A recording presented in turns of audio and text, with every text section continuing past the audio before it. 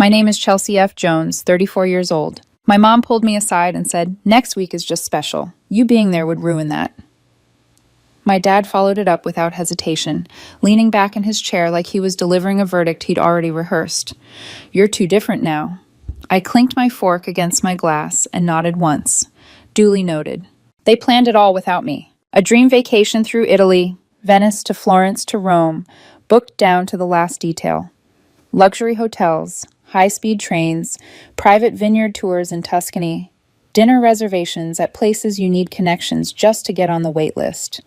And they used my money to do it. Not a single mention of me. Not my name, not my daughter Ava's, not my son Luke's. Just my mom, my dad, my sister Melanie, her husband Josh, and their 2 kids. That was the family they had in mind, the one that mattered. I found out by accident. An email confirmation popped up in my inbox that wasn't meant for me. Melanie must have forwarded it without thinking. I stared at the itinerary, the names, the dates, rereading it over and over, waiting for my name to appear somewhere in the margins like an afterthought. It never did. It felt like someone punched me square in the chest. 6 months earlier, my mom had floated the idea during one of our usual Sunday dinners. She said she'd always dreamed of doing a big family trip and wanted the kids to experience Europe while they were still young.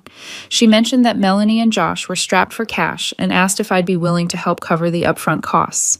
She said she'd settle it later. I said yes without hesitation.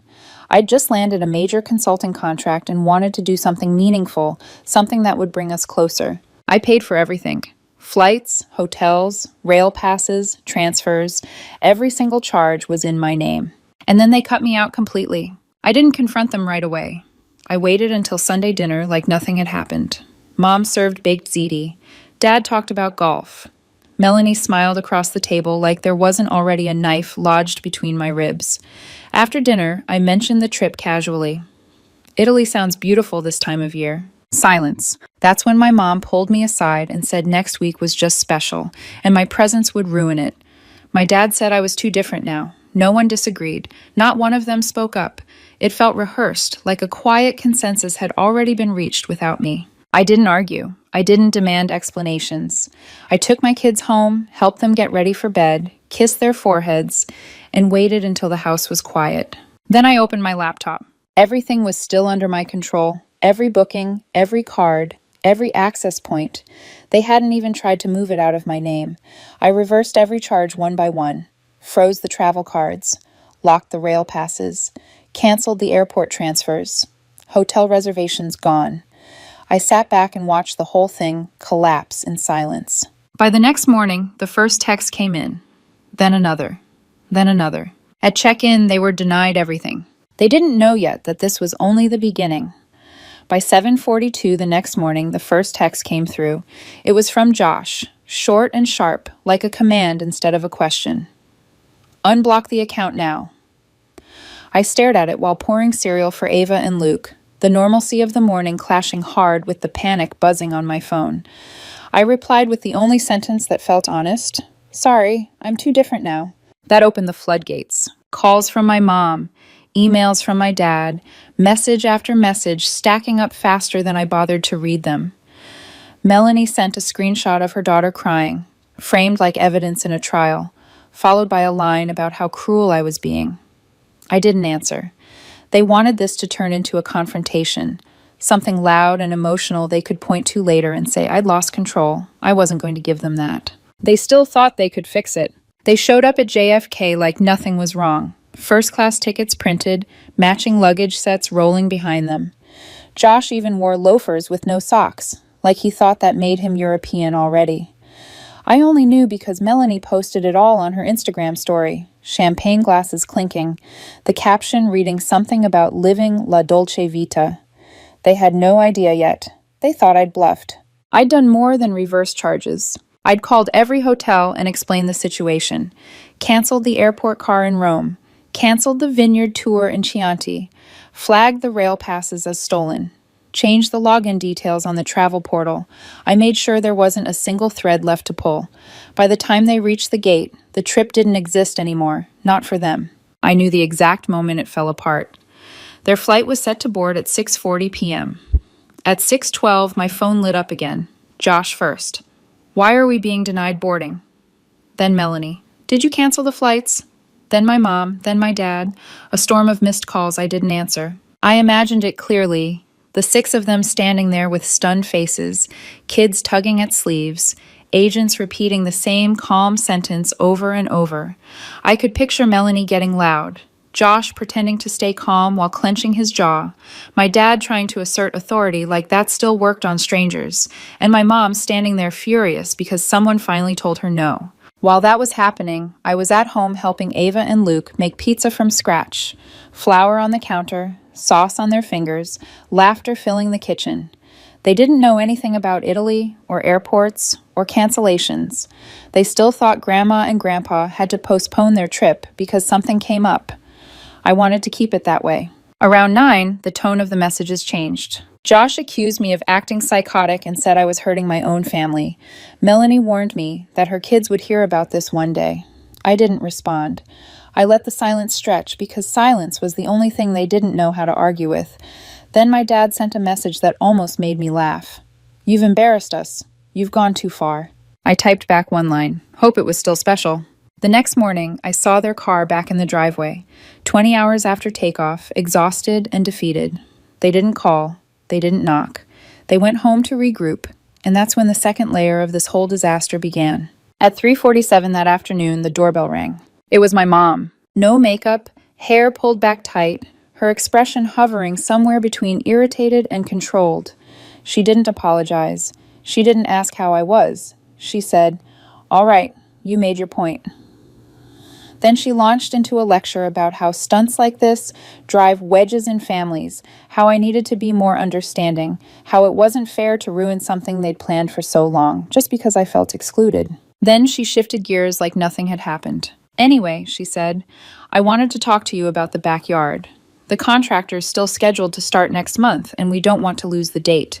Your dad said you might be able to help cover the deposit. I looked at her and realized something chilling. She honestly believed I'd come around, that I'd throw a tantrum, make a scene at the airport, and then slide right back into my role. The check writer, the fixer, the one who always paid. I nodded slowly and told her I'd look at my accounts and get back to her by the end of the week. She smiled, relieved, and left like the crisis had passed.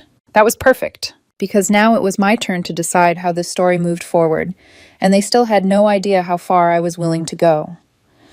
The quiet after my mom left wasn't relief. It was confirmation. They hadn't learned anything. In their minds, the airport disaster was a tantrum I'd thrown and already gotten out of my system. Now it was time for me to slide back into place, to smooth things over with money and pretend the wound wasn't still open. I didn't rush to respond. That was intentional. I let the silence sit for a day, then 2. I wanted them to feel the uncertainty, the way I had felt it reading that Italy itinerary, the way my name never appeared anywhere it should have. On Thursday afternoon, Melanie sent the first feeler. The message read like something you'd send a coworker you barely liked. Hey, Mom said you were thinking about helping with the backyard thing. Just let us know so we can confirm with the contractor.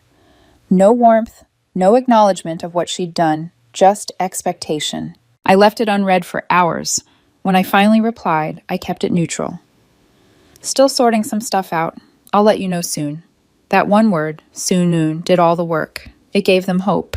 It gave them something to plan around. It let them believe I was already halfway back. Friday came and went.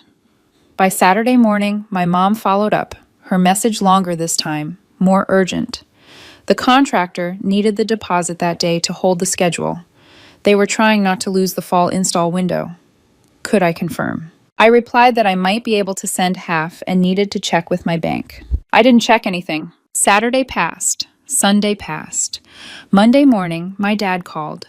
I watched his name buzz on my screen and let it ring. A minute later, the text came. We're not trying to pressure you. Just need to know what's happening so we can plan. I texted back that I understood and should have an answer soon. And then I let that soon stretch again. By Wednesday afternoon, Melanie sent a voice memo. I didn't even listen to it. I just stared at the waveform on my screen, imagining her tone, the careful mix of fake concern and practiced patience.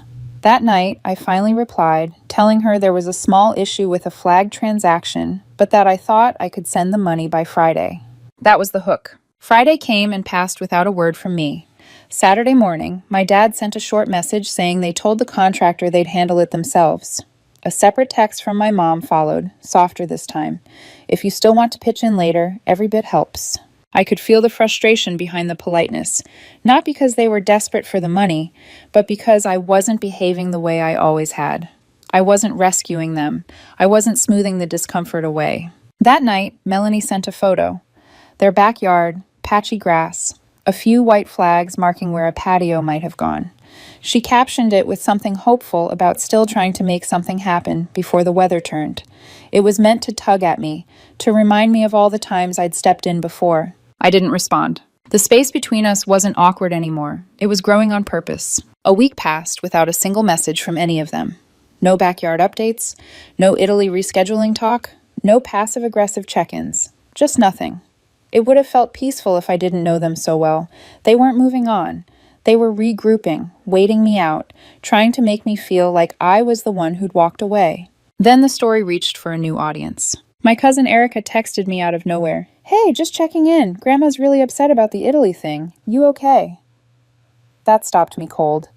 Grandma hadn't been mentioned once in all of this. She lived quietly, stayed out of drama, and always saw the best in everyone. I asked Erica what she meant. "Melanie told her you canceled the trip out of nowhere," she said. "She thinks you might be having some kind of breakdown." So that was the new version of events. I wasn't the daughter who paid and got excluded. I was the unstable one who sabotaged a wholesome family vacation. I called my grandmother immediately.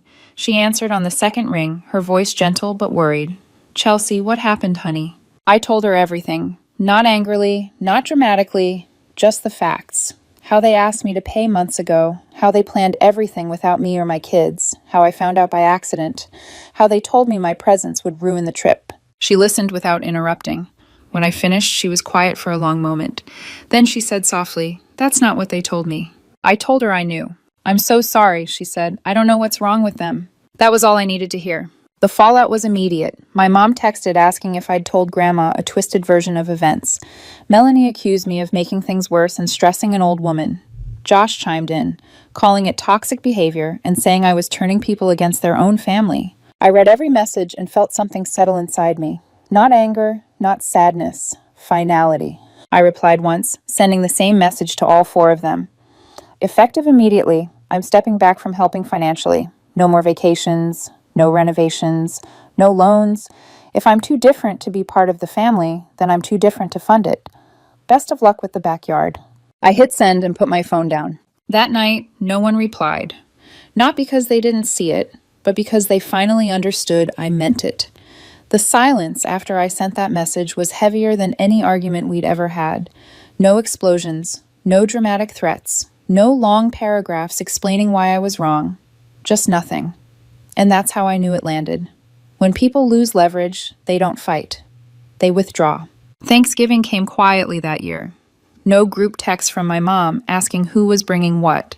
No passive reminder from Melanie telling me to RSVP like she used to, always framed like a courtesy, but never actually optional. No forwarded message from my dad with a vague "let us know" tagged on the end. My phone stayed still, and I didn't pretend not to notice. The Wednesday before Thanksgiving, I opened Instagram out of habit and saw it all laid out for me. Melanie had gone full presentation mode. A long table set for 10, pumpkins lined down the center, handwritten name cards, napkins folded into perfect little fans. She captioned it, "Grateful for the real ones." Every chair was filled. Every plate had a name. None of them were mine. Not Chelsea, not Ava, not Luke. There wasn't even an empty chair tucked at the end for appearances. It wasn't forgetfulness. It was a decision, a clean one. They weren't just excluding me. They were erasing us. I didn't tell the kids. I didn't want them to feel like they'd been weighed and found unnecessary. We made our own dinner that night, not turkey. They voted for homemade mac and cheese and waffles, and we ate on the couch in our pajamas, watching old movies and laughing so hard I forgot what day it was for a while. That mattered more than any table setting ever could. A few days later, I ran into Erica in the grocery store parking lot.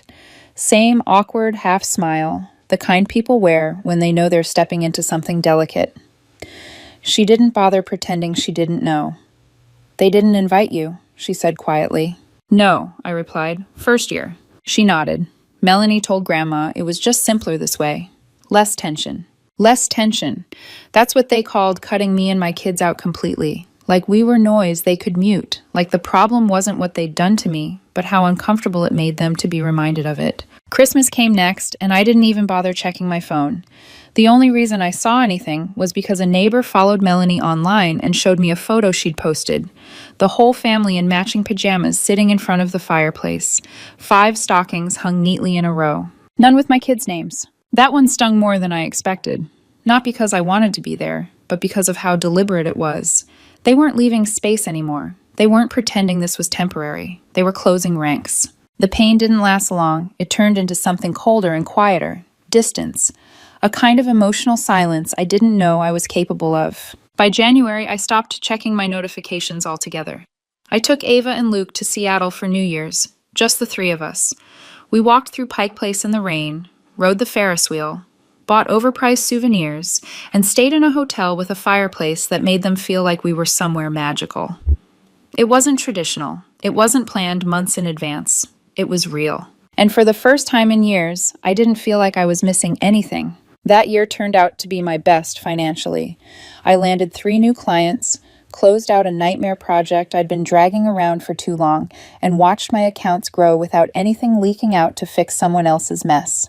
I could have paid for their Italy trip twice over, could have finished their backyard and upgraded it, could have proven, once again, that I was generous enough to swallow anything. Instead, I installed a heated driveway at my own place and started planning a summer road trip with my kids. They stopped inviting me not because I changed, but because I stopped accepting their rules. Once the money was gone and nothing came with it, not silence, not forgiveness, not a smile. They didn't know how to treat me anymore. So they didn't. They cut me out to protect their comfort, and I stayed out to protect my peace. February came with a gray stillness that made everything feel slower, like the world was holding its breath. That was when the envelope arrived. Plain, no return address, just my name written across the front in my mom's handwriting. The letters looked shaky, uncertain, like she'd written them, erased them, and written them again before finally committing. I stood in the kitchen staring at it for a long moment. I could have tossed it straight into the trash. That would have been the cleanest choice. But curiosity won. It usually does when there's unfinished history involved. Inside was a folded letter and a check. The letter was short, 2 paragraphs. The first talked about repairing what was left, about how families make mistakes and how time gives perspective. The second explained that the check was my share of the Italy trip since I hadn't attended. A way to make things even, a way to close the loop. The check was for $3,600. I laughed. Not a bitter laugh, a real one. Because after everything, after exclusion, manipulation, rewriting the story, and cutting my children out of their lives, they still thought this was about money. Like reimbursing me would erase the fact that I was never invited in the first place. Like you could refund betrayal and call it reconciliation. I didn't cash it. I stuck it to the fridge with a magnet and let it sit there, staring at me every time I poured a glass of water or grabbed milk for the kids. It felt less like an offer and more like proof. Proof they still didn't get it. 3 days later, Josh texted me. Just one sentence. "We need to talk." I ignored it. Then Melanie texted, "Grandma's in the hospital. She asked for you." That one stopped me cold. I called the hospital to confirm it was true. Mild heart issue, nothing critical, but she had asked for me more than once. I drove up that afternoon. When I walked into her room, she smiled like nothing had changed, like we hadn't missed 2 holidays and a dozen family functions. We talked for an hour about books, weather, and the small, steady things she loved. Before I left, she squeezed my hand and said, "Don't let them write the ending without you." On the drive home, I stopped at a diner and sat in my car with a cup of coffee, staring out at nothing in particular. I thought about that check, about the fridge, about how many years I'd let other people decide the shape of my place in the family. That night, Melanie called again. This time I answered. She jumped right in, saying they wanted a reset. Not an apology, not really, but something close enough to pass as one. She said the kids were asking why they hadn't seen Ava and Luke in so long. She suggested we all get together soon. Keep things light. Then she mentioned that Mom and Dad were talking about selling the house. The money from the sale, she said, might go into a shared account for future family needs. Something forward-focused. Something we could all contribute to. I didn't respond. I just ended the call. The next morning, I took the check off the fridge, put it back in the envelope, and mailed it back without a note. No explanation, no argument. Just the check. That was the end. Not with shouting, not with slammed doors. Just silence. The kind that doesn't ask for permission. Since then, there have been no messages, no invitations, no attempts to pull me back in with guilt or nostalgia. The house sold, I heard through Erica. They moved to a smaller place outside the city. No one invited me to see it, and that was fine. I don't think they hate me. I think I scared them, because I didn't beg, I didn't punish, I didn't try to win. I just stepped away and didn't look back. They stopped having power the moment I stopped needing their approval. And for the first time in my life, that felt like peace.